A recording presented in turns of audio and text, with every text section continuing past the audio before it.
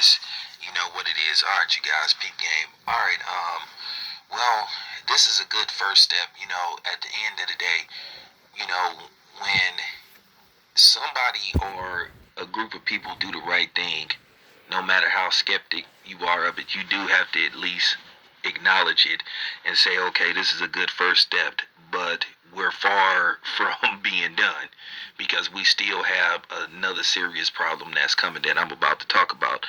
But in the city of Berkeley, Berkeley, California, they have decided to really start laying the wood down on police in certain situations, and they also have passed certain laws and regulations where the Berkeley police just can't do certain things.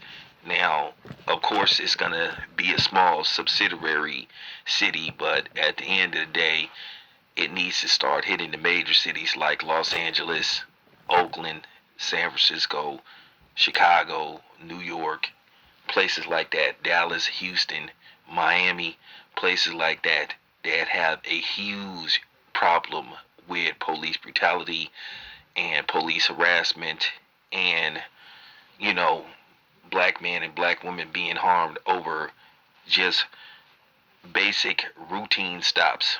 All right, so this is what's going on so far.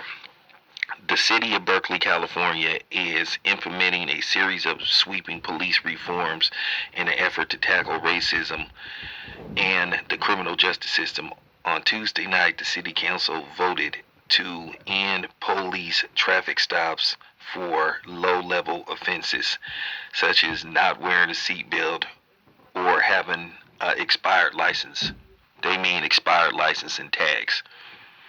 Police will also need written consent for vehicle search, except under extreme circumstances, where consent is not required, and cops can no longer conduct warrantless searches of people on parole or probation. So, that's cool. And also, they voted basically if a police officer is tied to racist propaganda via online, and they are with the Berkeley Police Department, they will be fired. So, at the end of the day, this is a good first step. You know, at least Berkeley is admitting that they have a problem with police brutality and racism, and they're trying to make an effort to solve this problem that's been going on forever. So I feel guys like me, we need to step in. We need to talk about these stories, because these type of stories need to get sent to the bigger police departments, you know, the New Yorks and Chicago's, and say, hey, if Berkeley is doing it, y'all can do it. But at the end of the day, you understand those bigger cities, also throwing in Philadelphia too. They like the way things is, if you catch my drift.